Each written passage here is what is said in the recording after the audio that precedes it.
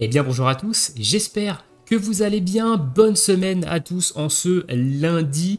On va parler aujourd'hui de Genshin Impact, on a eu une tonne d'annonces ce matin de la part de Hoyoverse. Alors dans un premier temps on parlera de la 2.8 qui sort mercredi, où on va regarder un peu ce que nous propose la partie 1 de cette mise à jour 2.8. On parlera ensuite de l'annonce des nouveaux personnages qui arriveront dans la mise à jour après la 2.8.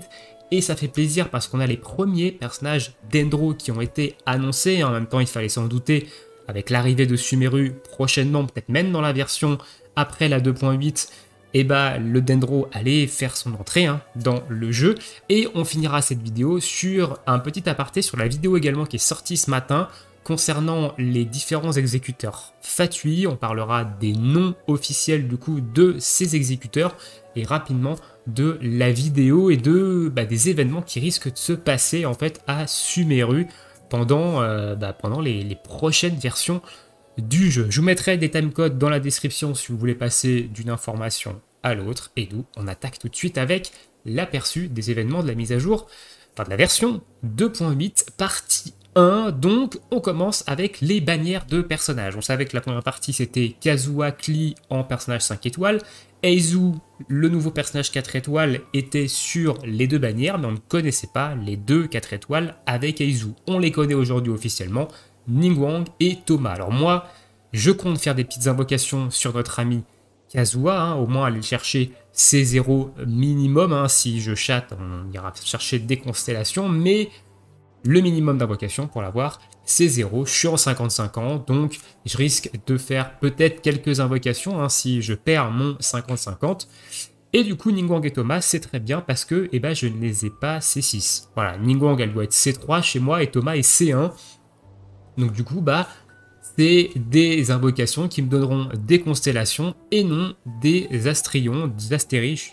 J'arrive plus à me rappeler lequel est l'un, lequel est l'autre, mais du coup qui me donneront pas, j'ai pas de C6, donc ça va être un up globalement pour ma box, les invocations sur Kazuha, donc je suis très content de ça. Alors Klee a évidemment la même bannière que Kazuha, on rappelle que lors d'une double bannière, les 4 étoiles sont les mêmes sur les deux bannières, et la pitié est également la même sur les deux bannières. Donc si vous avez fait 10 pulls sur Kazuha, ça comptera comme si vous avez fait également 10 pulls sur Klee, donc la pitié également la même. Donc voilà au niveau des bannières. On connaît également la bannière d'armes. Alors la bannière d'armes, je la trouve pas fameuse. On va en parler rapidement. Donc Serment de la Liberté, qui est l'arme signature de Kazuha, qui est d'ailleurs une arme ultra niche pour lui. Actuellement, elle n'est intéressante sur aucun autre personnage que lui.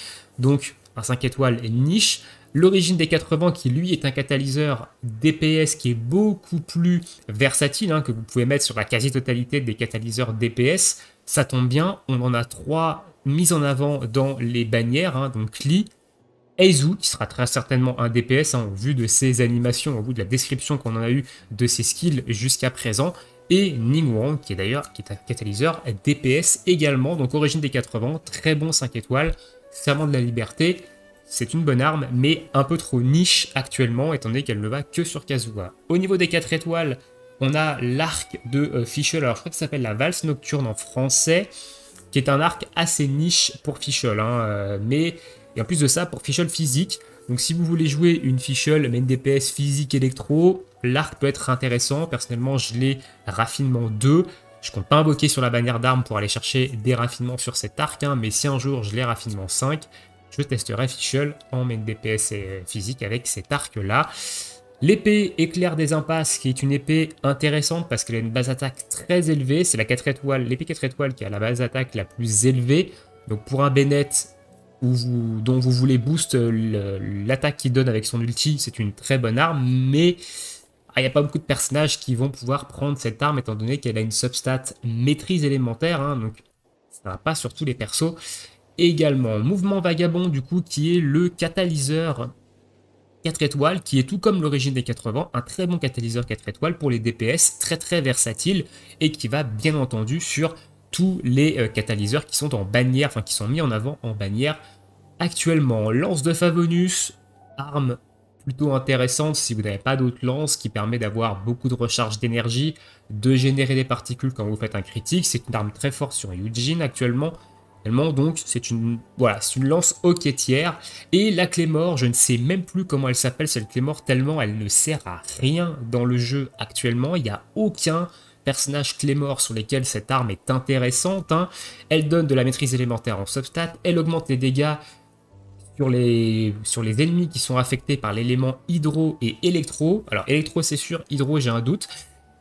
Mais voilà, elle est intéressante sur personne actuellement, donc peut-être que dans le futur, il y aura des trucs intéressants à faire avec cette arme. L'arme, elle est là depuis quasiment 2 ans, et actuellement, il n'y a aucun personnage sur lequel c'est intéressant. Donc une bannière d'armes vraiment mitigée en termes de 5 étoiles, 4 étoiles, mais pas non plus mauvaise.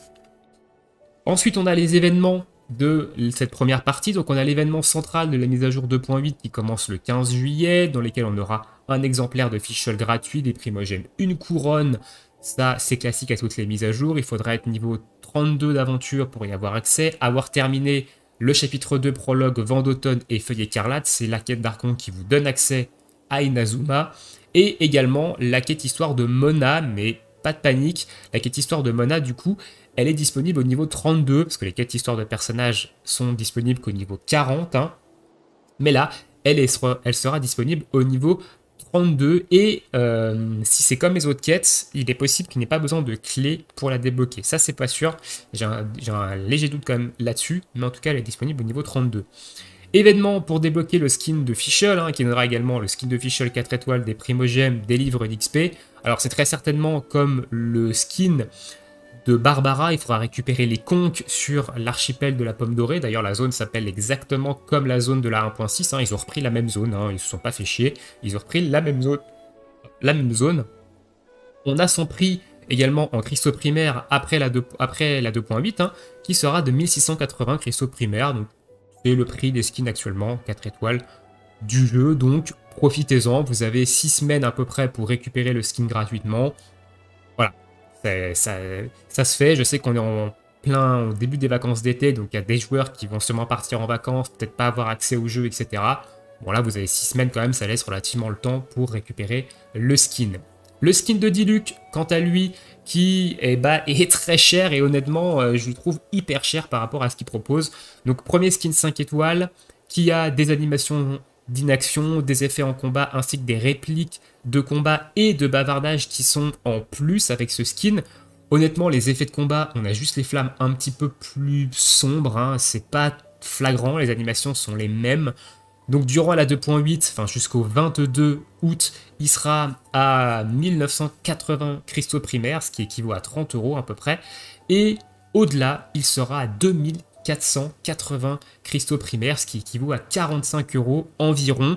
C'est méga cher. Honnêtement, pour la tronche du skin, je trouve ça méga cher. Là, courage à ceux qui vont le payer. Moi, j'y touche pas, même avec un bâton.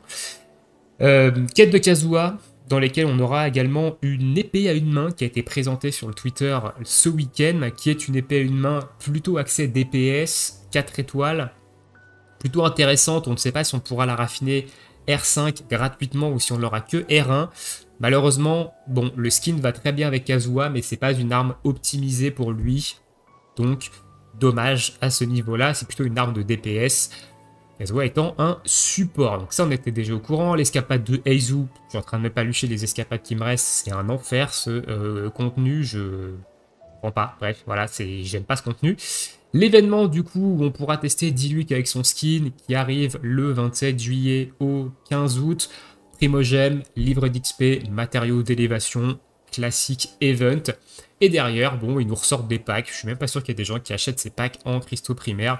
Des packs qui sont très peu intéressants, qui offrent très peu de ressources pour leur prix. Et d'où je déconseille évidemment d'acheter ça. Et le nouveau Battle Pass, bien entendu, qui fait son entrée mercredi après la mise à jour jusqu'au 22 août, sachant que la prochaine version, la mise à jour qui sortira après la 2.8, 2.9, 3.0, on ne sait pas exactement encore, sortira le 24 août, donc le mercredi 24 août, là, sauf s'il y a report évidemment, mais dans la logique, ça sera le 24 août, donc fin des vacances d'été, on aura soit Sumeru, soit une mise à jour filler avant Sumeru, en attente évidemment du live qui aura lieu d'ici 5 semaines environ. Ça serait sympa d'ailleurs qu'ils changent les armes de ce Battle Pass, parce que bah, ça fait quasiment 2 ans qu'on se tape les mêmes armes, et il y en a que très peu qui sont utiles, donc ça serait bien qu'on ait d'autres armes dans ce Battle Pass, mais ça, faut pas trop en demander à MiYoYo. Donc voici pour cette première partie de la 2.8, dites-moi dans l'espace commentaire ce que vous en pensez. Voilà, bon, pour moi, ils se sont pas trop foulés, hein. Ils ont repris la zone de la 1.6, elle est légèrement modifiée, je crois. J'espère qu'ils ont reset les coffres pour ceux qui les ont déjà récupérés. On a toute la 2.8 pour explorer cet archipel de la Pomme Dorée. Une fois la 2.8 terminée, la zone ne sera plus disponible jusqu'à bah, peut-être l'été prochain. Voilà, peut-être l'été 2023, à voir. Passons maintenant aux annonces. Et on va passer aux annonces de personnages, du coup, pour la mise à jour qui arrivera après la 2.8. On va commencer par Collei. Donc Collei qui est déjà connue hein, depuis le début du jeu, parce qu'elle fait partie du manga de Genshin Impact. Vous avez le lien sur le site officiel du manga. Alors, il y a en français, il y a très peu de chapitres. Il faut aller en anglais, voire même en chinois, si vous voulez aller beaucoup plus loin dans le manga, mais Collei, du coup, c'est une enfant dans le manga qui a été victime des expériences de l'exécuteur Fatui, d'Otor, et elle est habitée par une espèce de mal. Et dans le manga, on voit Sinnoh qui fait une espèce d'incantation dans un cercle d'incantation pour lui enlever tout simplement l'espèce de chose qu'elle a à l'intérieur d'elle, le mal qu'elle a à l'intérieur d'elle. Donc là, on voit sur son artwork qu'elle a grandi depuis les événements du manga. Elle fait un petit peu plus adolescente que dans le manga où elle fait un petit peu plus enfant. Et du coup, c'est un personnage Dendro archer. Hein. On voit qu'elle a un arc dans les mains, donc très fortement que ce sera un archer. Voilà, donc archer, Dendro, Chara design, ok. Ça ne vaille pas de ouf, mais ok. Donc premier personnage Dendro annoncé au niveau du jeu. Passons maintenant au suivant, donc deuxième Dendro annoncé au niveau du jeu, Tighnari, et what the fuck, c'est quoi ce design? Je n'aime absolument pas, hein. Moi les personnages un peu à moitié animal, c'est déjà pas mon kiff, mais là les grosses oreilles de lapin, les vêtements, on a l'impression qu'il a ouvert sa penderie, il a pris tout ce qu'il avait, il a tout mis sur lui.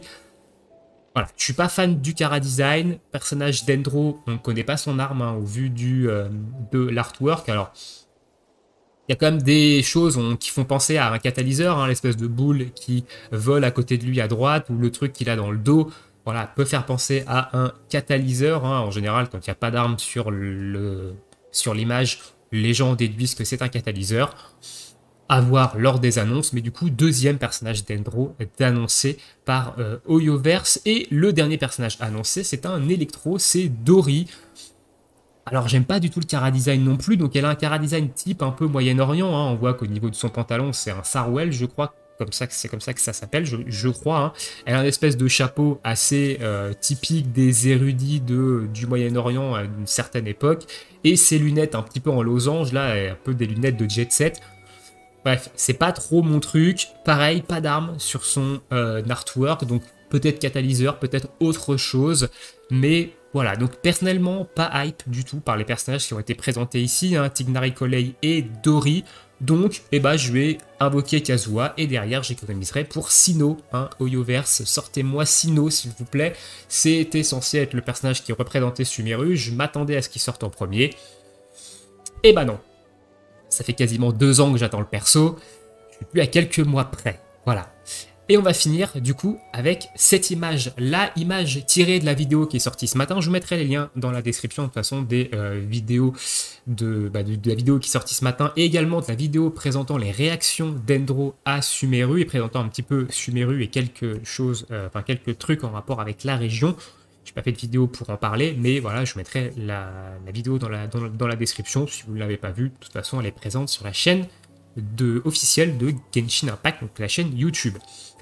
Ici, on y voit évidemment les exécuteurs. Alors pas tous, il en manque évidemment. Donc autour d'un cercueil, il semblerait que ce soit le cercueil de la Signora. Donc confirmation que Signora a bien été tuée par Raiden. Hein. Donc malheureusement pour ceux qui comptaient Signora comme personnage jouable et qui comptaient l'invoquer, et bah ça sera peut-être pas le cas. À tout moment il y a un plot twist et Hoyoverse nous fait un truc de ouf. Mais confirmation du moins que Signora a bien été tué. Donc ici, On a 4 Fatui à droite, enfin 4 exécuteurs à droite, 4 exécuteurs à gauche et 1 au milieu. Ça fait 9 Fatui. Ils sont 11 normalement. Signora a été donc tué, ils sont plus que 10. Et celui qui manque, c'est Scaramouche. Voilà, c'est Scaramouche qui manque ici. Sachant que, attention spoiler de l'histoire d'Inazuma, Scaramouche a pris le Gnosis de l'Archon Electro et il est parti. Hein. Il fait un peu cavalier seul par rapport aux autres exécuteurs Fatui. Donc, eh ben, il n'est pas présent. Donc, de gauche à droite, on a Capitano, The Captain, on a Sandrone, marionnette. Donc, la marionnette, Sandrone, c'est la petite fille, c'est la fille, en fait, tout simplement. Et sa marionnette, c'est une espèce de grosse machine derrière. Alors, moi, je prends le petit pari. Je pense que Sandrone, on la verra à Fontaine. Voilà, Fontaine est une région assez steampunk. Donc, ça collerait bien avec le style du Fatui. Donc, je pense qu'on la verra à Fontaine. Donc Fontaine, bah, très certainement 2023. À voir. Pulcinella, du coup, The Roster, qui fait penser à un gobelin d'Harry Potter. Au vu de sa tête, honnêtement, dites-moi ce que vous en pensez, mais il fait penser à un gobelin d'Harry Potter qu'on voit dans la banque. Ensuite, on a Colombina, donc Dame Célette, donc qui est une jeune fille. Alors, on l'a vu rapidement dans la vidéo. Qui est une jeune fille, donc Pierrot the Jester, qui est à mon avis le number one, voilà, qui est le top 1 des exécuteurs Fatui. Tartaglia Child, qu'on a déjà vu, hein, c'est le premier exécuteur qu'on rencontre au niveau de l'histoire. Arlecchino the Knave, du coup, qui fait pas mal parler d'elle, qui ressemble un peu à Eula, et qui hype beaucoup de monde, hein, avec son côté ténébreux, sa croix dans les yeux, etc. Enfin, voilà, Arlecchino, je pense que c'est l'un des Fatui qui hype le plus les gens. Pantalon, donc Regrator, qui, vous lui mettez des cheveux verts, il ressemble comme deux gouttes d'eau à Beishu, hein, le patron du cottage Bubu, le patron de Kiki, du coup, voilà, qui hype aussi pas mal de monde. Il a un design assez classique, mais qui hype un peu pas mal de monde et qui a une grosse ressemblance du moins avec Beishu. Et le dernier, Dotor, The Doctor, donc, qui est très certainement le Fatui que l'on combattra à Sumeru. Dans le trailer, si vous l'avez déjà vu ou si vous ne l'avez pas vu, vers la fin, on le voit devant un gigantesque arbre en train de brûler. Donc, Dotor, il va foutre le Dawa à Sumeru, clairement. Voilà. Donc, ça sera très certainement lui qu'on va combattre là-bas. Est-ce qu'on va pouvoir l'invoquer en bannière ou pas? Aucune idée. Personnellement, j'ai de forts doutes que nous puissions jouer les Fatui qu'on a à l'écran ici. À moins qu'ils se deviennent un petit peu gentils, comme Tartaglia, c'est un peu des deux, hein. Il n'est pas non plus extrêmement méchant, il n'est pas non plus extrêmement gentil. Voilà. Peut-être qu'on les jouera tous. Moi, j'émets quand même un petit doute à ce niveau-là. Donc voilà, un peu l'information qu'on a eue du coup ce matin. Et ben on va se laisser ici. Dites-moi dans l'espace commentaire ce que vous pensez d'un petit peu de toutes ces annonces. Et nous, on se retrouve bientôt pour une prochaine vidéo. Je vous souhaite à tous une très bonne journée, une très bonne soirée, bon jeu. Et à bientôt pour une prochaine vidéo. Ciao, ciao tout le monde!